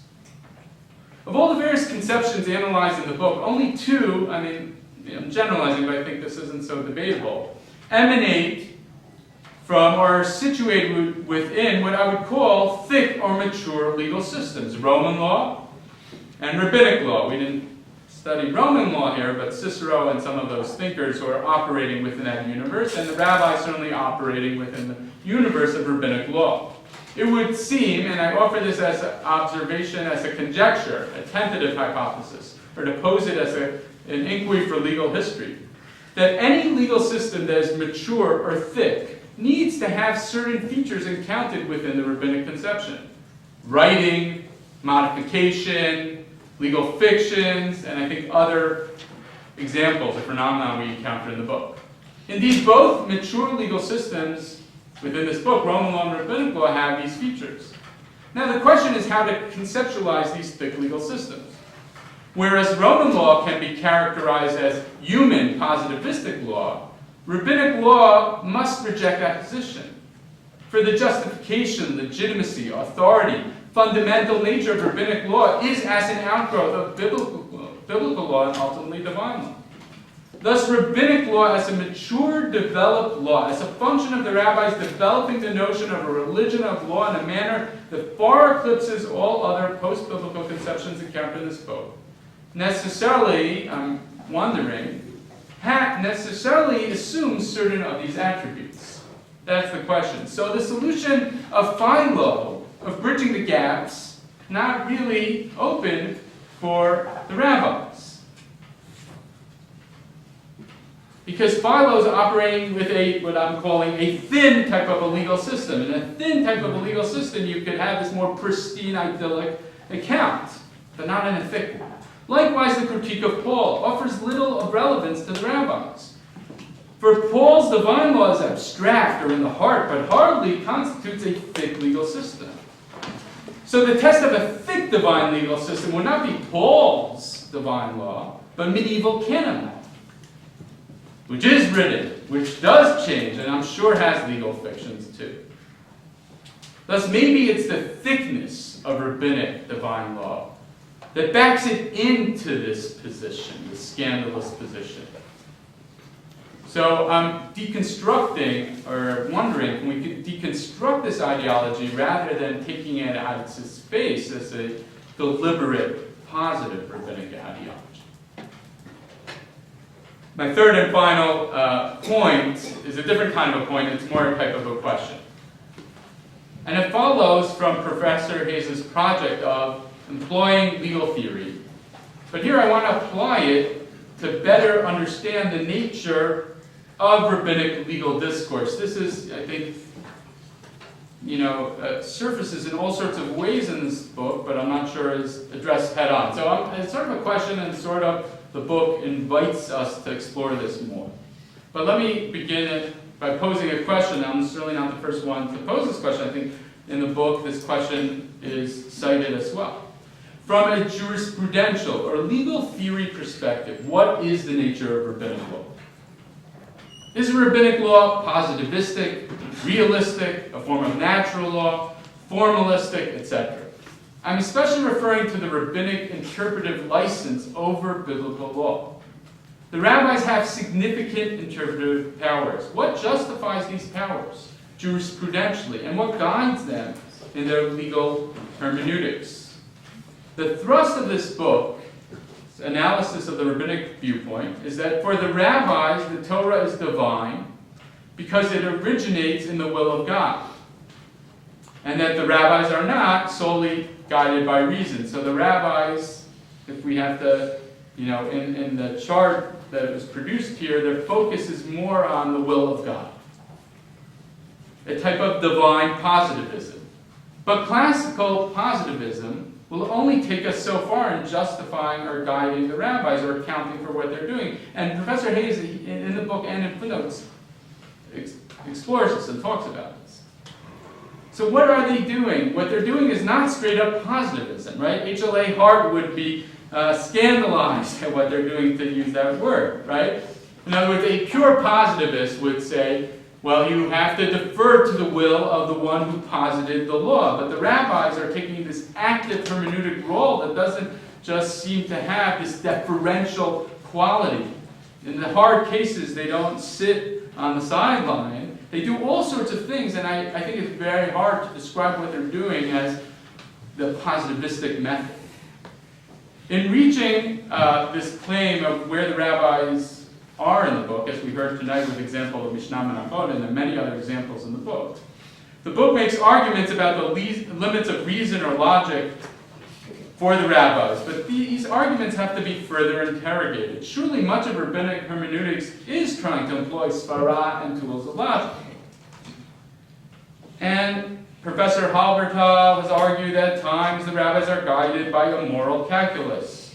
So they do have certain natural law tendencies, but these are not exclusive, as portrayed and argued in the book.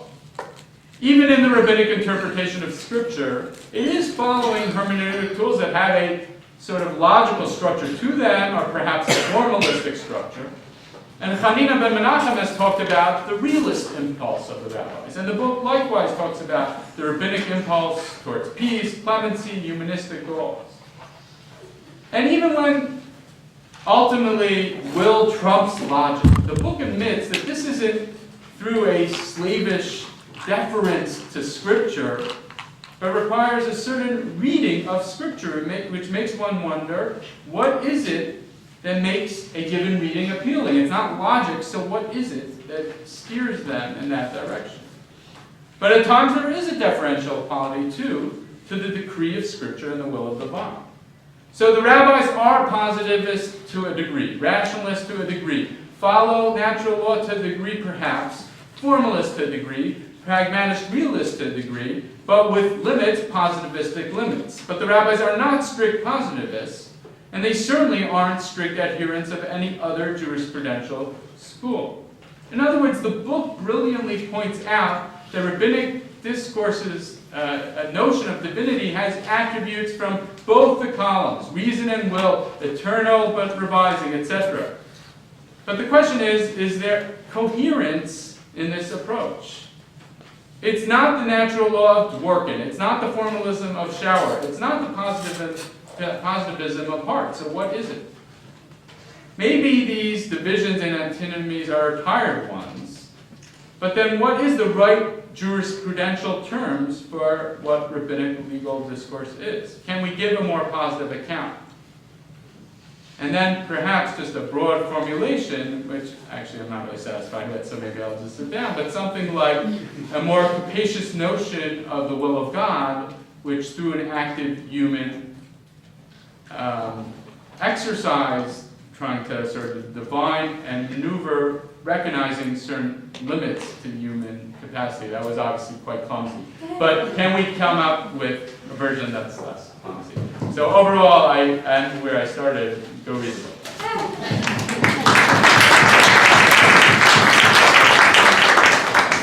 Thank you so much, David, for such fantastic comments, and I will try to do justice to them. I'm just disappointed in one thing. I always try to get through a talk about the book without raising Lovish and irony. And I think it is pretty amazing that in a 400-page book it doesn't appear dealing with this topic, and that was by design. It is footnoted. There's one footnote somewhere that says see the covenant, see the but I actually don't raise that text. For those of you who don't know, that's the classic text, of course, where the rabbis, declared the law to be X, where God has said, I think the law really should be Y, and the response is Lo Mishanai means in our hands, and the Torah can deviate even from the intention of its author. It's so interesting to me that you asked the question that you asked about maybe a place to start really is about the concept of divine law being given into human hands, and sort of the problems that arise or the issues that attend the commission of the divine law into human hands. It's so funny because that was actually how the book began. Originally, the book was going to be called Rabbinic Authority, Rabbinic Anxiety. That was the original book, and it was precisely going to be a much, much shorter book, focused on this issue of what do you do when you believe you have the law of God in your hands, but not the wisdom of God, right? When you could adopt a principle of papal infallibility, right? That's the way the Catholic Church deals with it. We have the law of God, and we have to have one guy who's infallible when he tells us what it is. Phew, right? And that gets rid of all the anxiety, right? And the rabbis don't go that way. They pronounce their own infallibility over and over again, and yet still see themselves as administering a divine law. That was actually how my whole interest in this began 6 years ago. And I think there is some article somewhere that first talks about that somewhere. And I decided in the end, as I began to explore that actually was the sub-question that pointed to a much larger question I had to deal with, which is, but you first have to understand what divine law is to even understand whether this is a problem, or whether you think this is the way it needs to be, or it should be, and that it is the perfection of divine law that is given to human beings to administer, and so on. So I think it's so interesting you heard that issue echoing in the background of the book, because I think ultimately that was really where it began. So you're suggesting, is this an alternative way to look at it? Yeah, I think so. I think there's something of a circle here. And it's hard to make a case that one issue is foundational and the other is subsidiary. I think you could start, either, right, like the Talmud itself, just jump in somewhere and start swimming. You could enter this question, I think, precisely in that doorway as well. So, in fact, I really did start thinking about this through that issue, but felt in the end I wasn't satisfied just to look at it from that perspective, that I needed to address larger questions of the whole concept of divine law to begin with, to see why it should be a problem that humans would be charged with with administering it and so on. So that's the first question.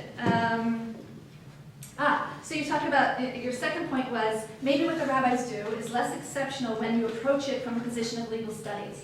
So that's, again, precisely what I wanted not to do, because it seemed to me that when we look at the Talmud as legal studies, it doesn't look very exceptional.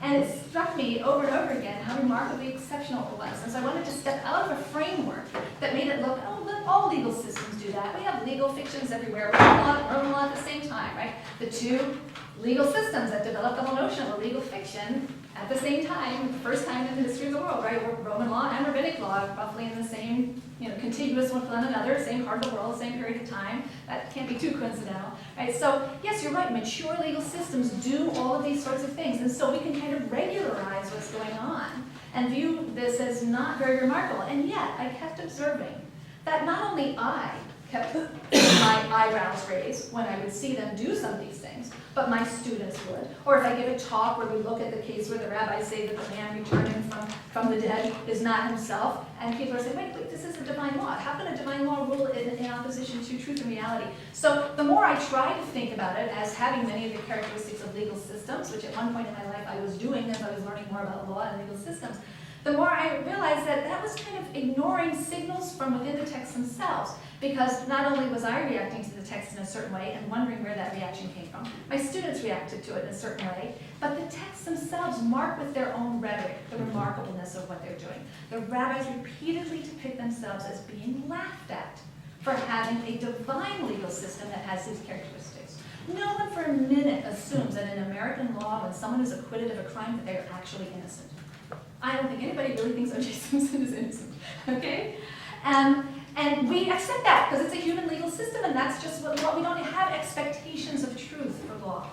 But there's something odd or uncomfortable about a system that claims divine authority somehow not being allied with truth.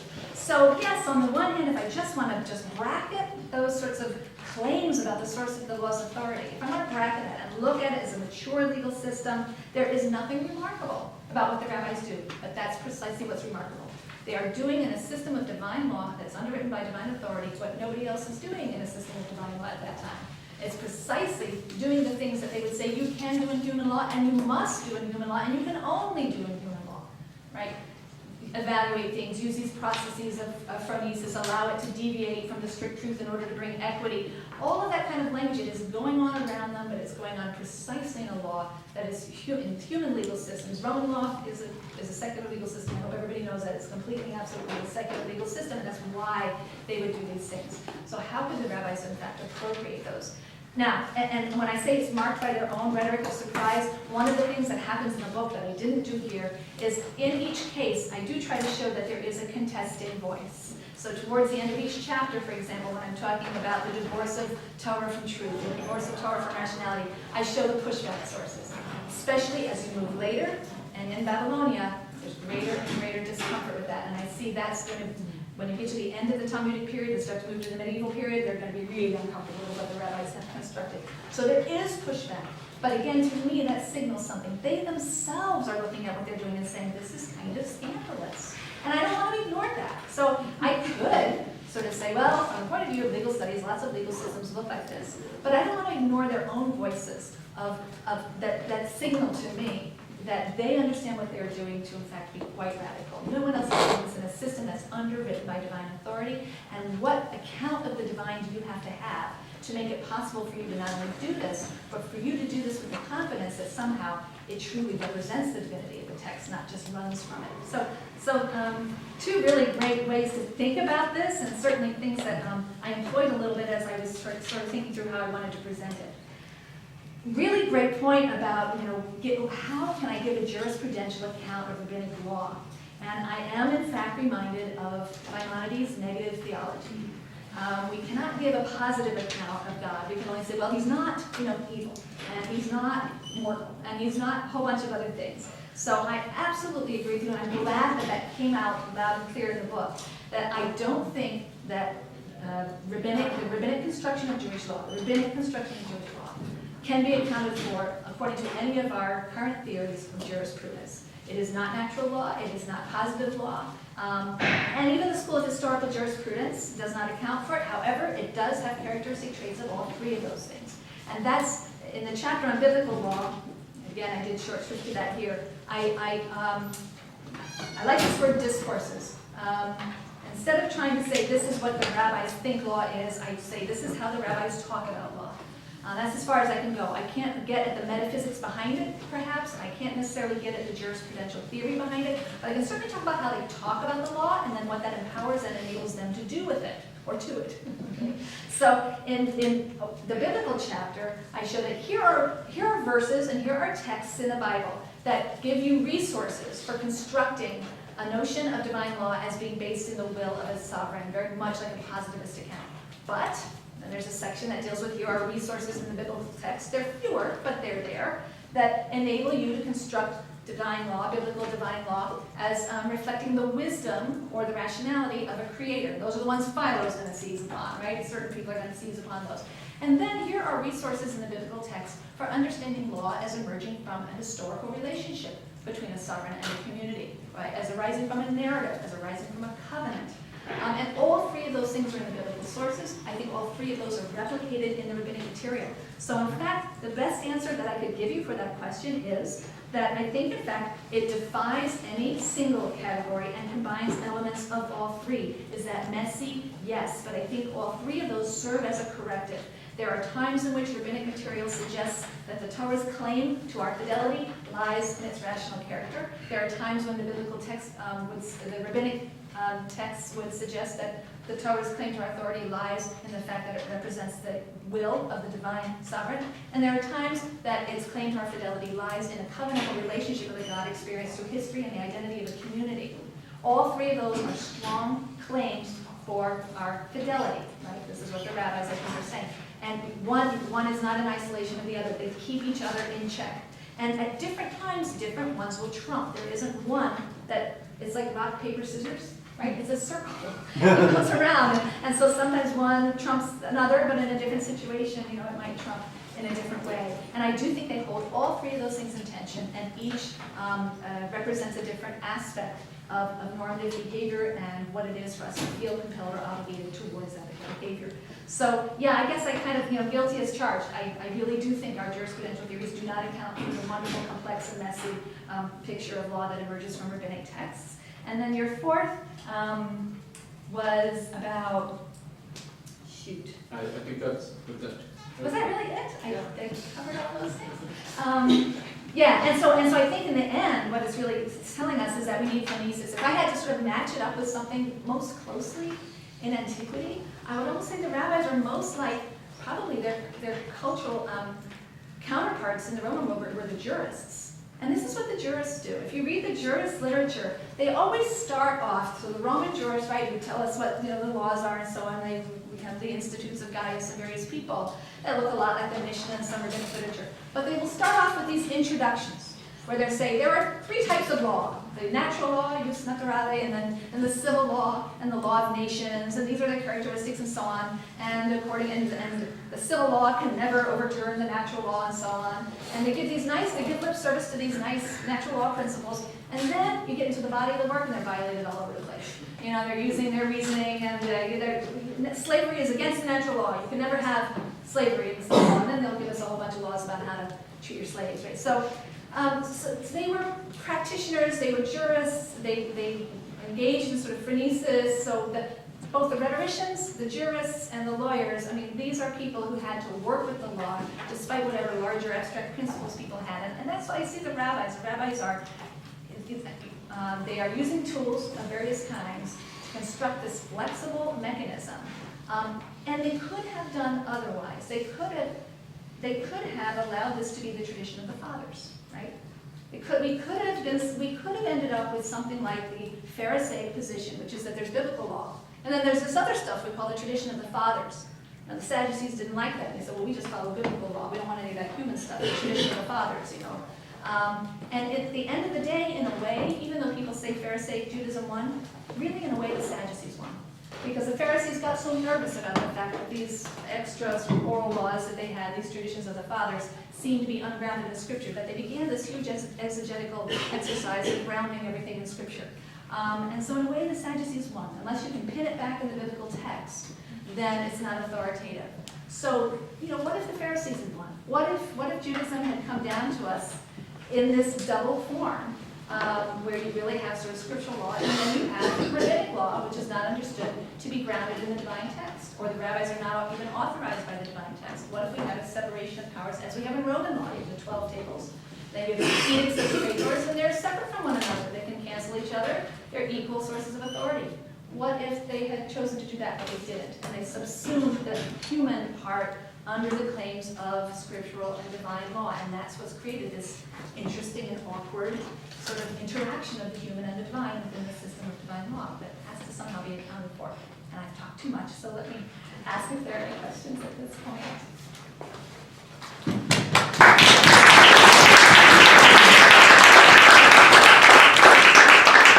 Thanks very much. I just want to say it's really a testimony to the richness of Professor Hayes' talk that evoked such a wonderfully challenging response of Professor Flegg, testimony to his response that evoked this very illuminating counter response as well. So we had a question over there, and then let's maybe take a few at a time.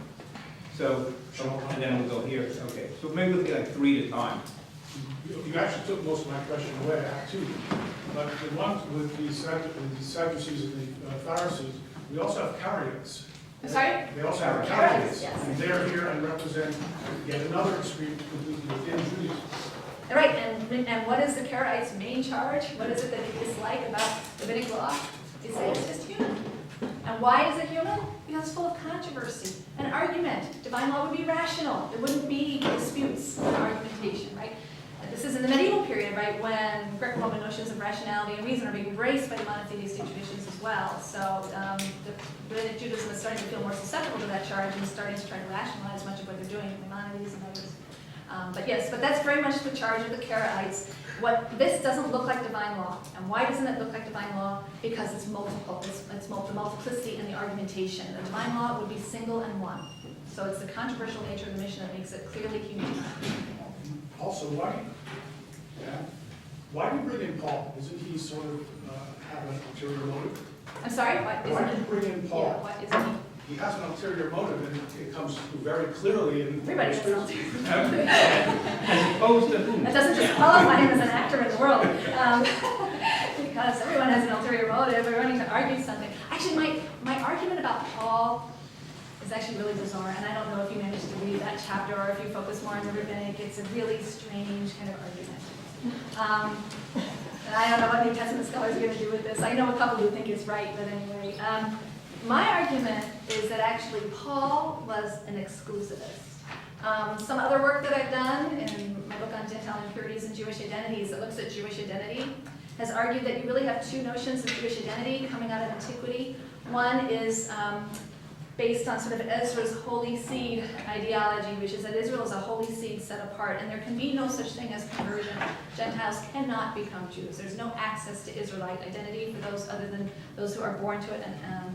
And then there's a school that was not that, and which would be the view that would prevail ultimately in Rabbinic Judaism and much of normative Judaism, not all, but much of normative Judaism, which is that Israelite identity is something that can be metaphorically adopted, and Gentiles can convert and can become members of the community of Israel, right? The dispute between Paul and the Jerusalem church is a dispute over whether or not Gentiles entering the community of Israel, of Jesus following Israel, had to convert to Judaism, if you will, had to adopt the Torah and be circumcised and be fully law observant. The standard conventional view is that the Jerusalem church, headed by James, Jesus' brother, was the exclusivist church because they insisted that the Gentiles had to adopt the law. That was exclusivist. Paul, on the other hand, was the inclusivist, saying, no, they don't have to adopt the law. My argument flips that on the head. That Paul was the exclusivist who said Gentiles cannot become Israelites. You have to be circumcised on the 8th day, and he calls himself an 8th-day circumcised. You have to be circumcised on the 8th day, or that's it. You can't. The most you can do is recognize God and stop beating up on us. And he wanted Gentiles to recognize God because only then would the end days come, would the Messiah return and establish God's kingdom on earth, which would consist of priests, Levites, Israelites, and in the fourth class, Gentiles. So how do you send a message to this group of Gentiles saying, we want you to recognize the God of Israel, we want you to come into the community, but this far and no further, because frankly, you're not allowed to be Israelites and you're not allowed to worship the Torah. Best way to do that is to speak about this Torah, this divine Torah, as not so divine, not something you really want. It doesn't really lead to virtue. You don't need it. But I don't think it was genuine on his part. I think he was law observant and probably expected Israelites to be law observant, and this was he was selling a lemon, essentially. He was trying to sell a fourth-class status to a group of people, and so needed to use language about law that they were familiar with. He's speaking to Gentiles. That's their thought world, right? That's their discourse of law. Divine law looked like a bunch of things, so that was convenient for him. And so in his letters to the Romans and in his letters to the Corinthians and the Galatians, you see him using this language that says, you don't need to do that. You don't need to do that. You just need to recognize the God of Israel. You don't want the law. It's not going to lead you to virtue. In fact, it's going to trap you in sin. If he's using all the language of Greco-Roman discourse about human positive law that's negative and ambivalent, I think then, subsequent to Paul, the church took this literally, but that was actually, I think, not Paul's intention. So I wanted to talk about Paul because I think there's something interesting going on with Paul, but I wanted to use him as a way to show how these discourses were available to people in antiquity. He seized upon it for a particular goal, but so did other people, right? And I don't think others are any less engaged in that kind of work. So I wanted to talk about the way different discourses, metaphors, and language about law are used by different groups in different ways to achieve different things. There's a whole section on the Qumran community, which is kind of fun because in that's very different. The Qumran community, these are the sectarians, right? I argue that in a way they're like Philo. They want to bridge the gap between Hellenistic notions of divine law and biblical divine law. They just do it in a totally different way. Where Philo wants to give all of the attributes of natural law to the Mosaic law to bring them together and make the Mosaic law rational and universal and so on. Qumran does the opposite. They take the laws of nature and they positivize them. So that the laws that govern nature, these were decrees fixed by God, and they represent his will, not a rational order, to the extent that the heavenly bodies can disobey them. The stars can refuse to come out, and they can therefore sin, and they can be punished. right? So you have this notion of the laws of nature as being positive decrees and not rational order. It's another way to bridge the gap between these notions of divine law, but just in a totally different direction. So I found it useful to go through so many different groups that I couldn't talk about here tonight, and to look at how all of them are, I think, ultimately dealing with the same cognitive dissonance and resolving it in all sorts of radically different and interesting and useful ways, usually all, though, with some purpose or agenda behind it. Okay, you want to ask? Yes, please. First of all, thanks so much for your talk. I really, really enjoyed it. I'm really lucky to have you here. So I was really interested in how you posited that the rabbis sort of saw themselves as fallible, and they had some anxieties in terms of how they were positing their own law. So I wanted to sort of ask you about how that fits into the notion of there's sort of this trope within Jewish law that each progressing generation is less great or less knowledgeable than the one before. So how does that fit into your understanding? So the wonderful thing about rabbinic literature is you can find almost everything in there. So we often can assert something and then talk about the shadow side of it. So when I talk about rabbinic anxiety over some of these issues, that's because it's the shadow side of rabbinic confidence. You will always find these things traveling in pairs. So for every text where the rabbis stand up to God and say it is not in heaven, we've got some texts where they're pretty anxious about the fact that what they're doing seems so strange or counterintuitive, or are we maybe forcing the text to say things it shouldn't? And I can find 5 or 6 texts that say that at the same time as I find 5 or 6 texts that celebrate the whole idea that humans can do such radically wild things with scriptural texts. So you do find assertions as well as pushback, and I hope that's something that I do try to do in the book. But even though that's true, I think if you apply a kind of a chronological analysis as well as looking at different geographical regions, you can still tell a story about it being stronger in certain times and places, one position being stronger. So earlier on, and in the Palestinian materials, so through the 3rd, 4th century, that's when we see greatest comfort with the portrait that I've described here. And it's as you move to Babylonia, and as you move to sort of the middle of the 4th century, so from the 4th generation of rabbis on, so about mid-4th, 5th, 6th century, that's when you start to see some apologizing. So for example, some legal fictions and legal presumptions that are clearly not based in fact in the earlier sources, in the Babylonian Talmud, the anonymous voice of the Babylonian Talmud, which we usually think is like, undoes them. And that famous case with the calendar, right? The whole point of that case with the calendar is that Rabban Gamliel is allowing the first day of the month to be declared on what is clearly astronomically not the first day of the month. And in the Babylonian Talmud, they say, how can you do that? How can you do that? And the answer is, he wasn't giving a ruling in contradiction to the astronomical facts as he knew them. He had a tradition from his household that sometimes the moon takes a shorter circuit, and it actually can really come up. Now that's fascinating. That to me, that's them marking their own anxiety, right? How can I ignore that text? They're telling me that they're uncomfortable with this, and so they undo it and they provide a realist base for that decision, which is clearly in its original source all about standing up and taking the law and not letting physical reality dictate it. But they unpack and undo many legal fictions as you move later in the Talmudic period, and I think it's that voice that's starting to nag a little bit too much at them. Really, is this what divine law can do? Can we do this? All right, and then you, and then Carlos. Yeah, okay. And then maybe I'll take it. I was just Ryan. wondering because there was an issue that came up in jurisprudence, and this is the issue of authority. So I thought as well, I couldn't imagine how they were sort of establishing their authority at this point. So I was wondering if you could We don't really, first of all, really know how much authority they actually have. Right.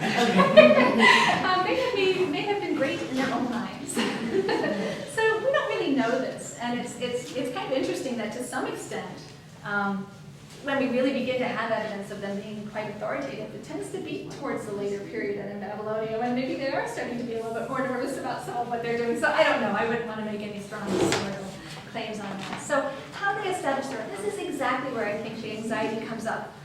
There's one case, I wish I could remember right now, but it might be a little quick and easy way to answer this question.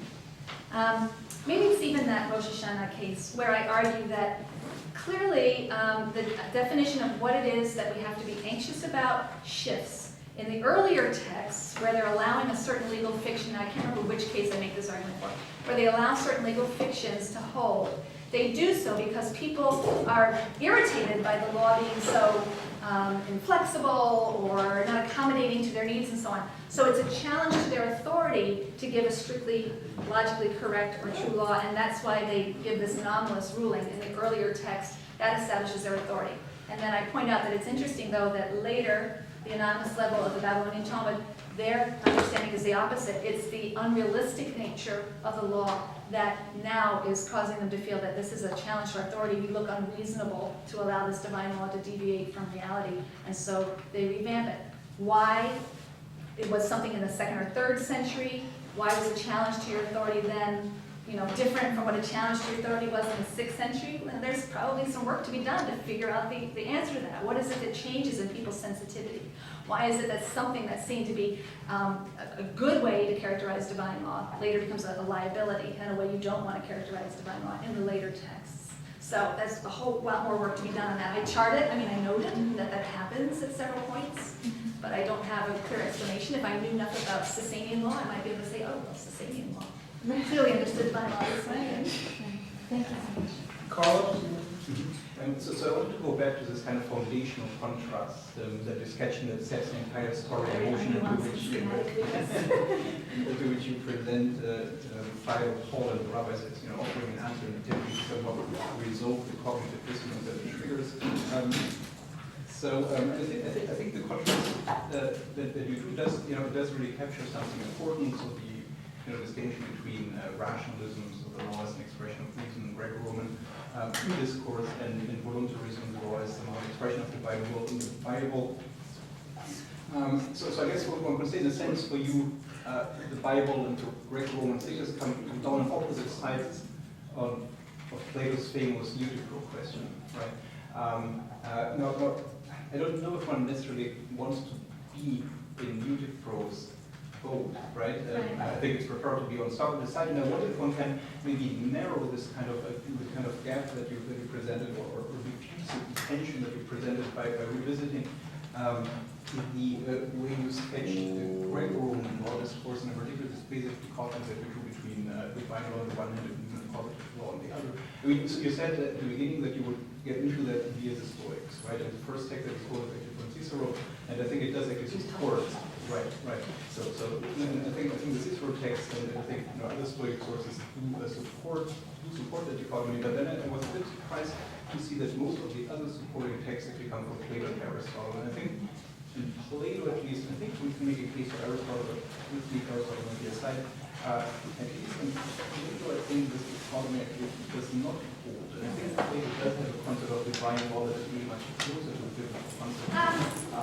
Maybe, and then sort of he does things with myth too. Plato, of course, myth is it's very interesting because it's much more mixed. So just to help.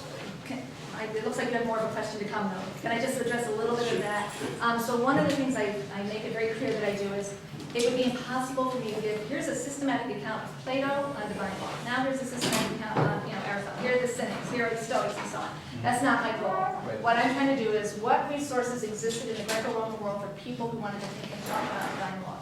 And so instead, what I do is I divide my chapter up by discourses. Here are 10 discourses about divine law. How about divine law and virtue?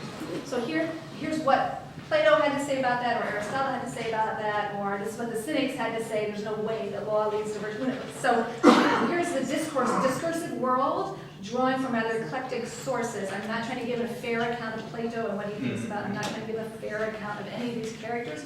But if I'm sitting with the sort of popular conceptions that are distilled down in the first century and the 1st century CE, that have distilled down, that draw on these discursive practices, what language is available for me to try to make sense now of the biblical law, my tradition.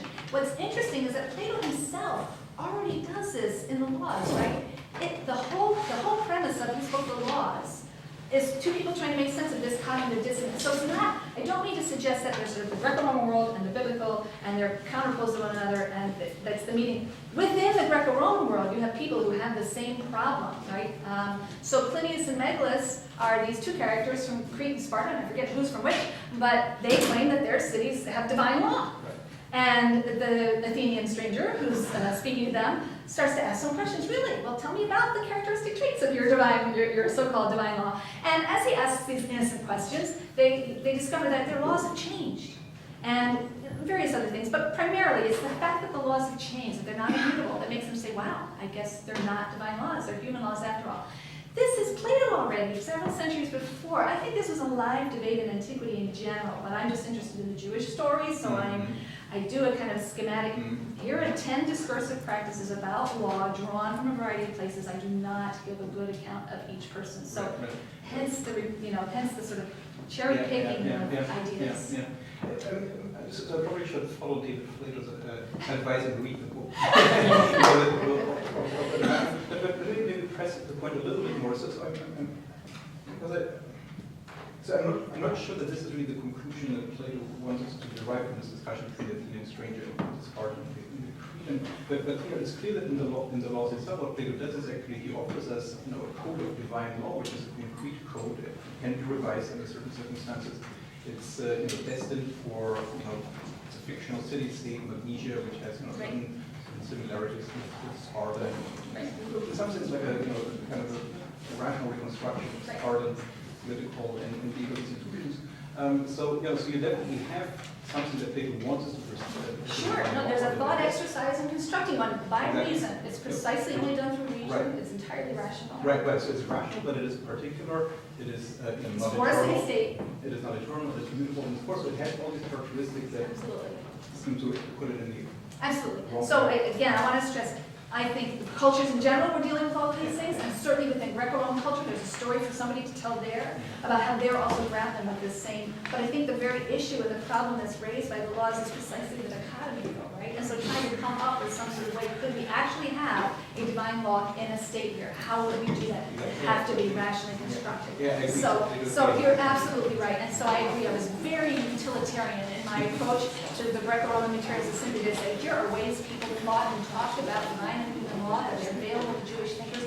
Which did they pick up on? Which did they suppress? And again, the biblical material is nuanced and does include. Someone asked about reason. The rabbis using sabara and reason. Again, when I say that the Torah is inherently rational, it doesn't mean that they don't like. Yeah, that's what it was. It doesn't mean that they don't like reason. For goodness sakes, reason is highly, highly valued. So is the divine will. So is the covenant connection between the community. Again, all of these things are tools towards working towards something that will be a livable law. So it's not to say, when I say that it's divorced from rationality, what I mean is it is not necessarily an inherently rational in its character, right? It doesn't mean that you don't use reason, of course, to try to figure out what the best law might be. I'd like to take Chair's prerogative. First, maybe summed up in some ways, even though the rabbis say God redeemed Israel, and so they should be slaves, the rabbis' attitude as well as anything but slavish. But I just many points, but just want to struck by your last point about maybe the victories of the Sadducees. What sort of struck me is your last example of Midrash Exodus Rabbah, where Moses says, I'm going to absolve you of that, because it says in Numbers 30 that, of course it doesn't say that at all, that anyone else can absolve it. It says you cannot violate it, but then the rabbis say, but others can. But actually the Mishnah though says, which is actually maybe a debate, the Mishnah says, Heter Nidarim, the power to absolve vows is floating in the air. So at least the view of the Mishnah is there is no biblical basis. And then, this is another example, which is an interesting example. I'm just checking it on my app, which has a little rabbinic literature here, so it's very nice. So I shouldn't think I wasn't, shouldn't think I was checking my email. I'm trying to find Midrash Rabbah. In Midrash Rabbah, the four species, there's a famous statement by Yikra Rabbah, which says, how in the hell do we know that pre-Eitz Hadar, the fruit of the goodly tree, is etrog, or kapot is hadas? And we only know because the rabbis say it, seeming, again, to deny it in exegetical basis. So it seems that there are actually two Every text has a shadow, absolutely. different views so in terms you of... would counter all of those with the entire Torah, including Mishnah, Midrash, Talmud, and the question the student will ask tomorrow in the schoolhouse were all given already to Moses at Sinai, right? So we have a whole set of traditions that pack everything back to that moment of revelation at Sinai, and then the shadow texts for those are precisely the ones. Mishnah Chagiga 1:8 and other texts that admit there are large sections of this law that have absolutely no biblical basis whatsoever. Right? Yeah. But the story that the text often tell us that it's all grounded underlying the divine authority. Okay, I think we'd have to close it. Close with a very rich. Thank you so talk. much.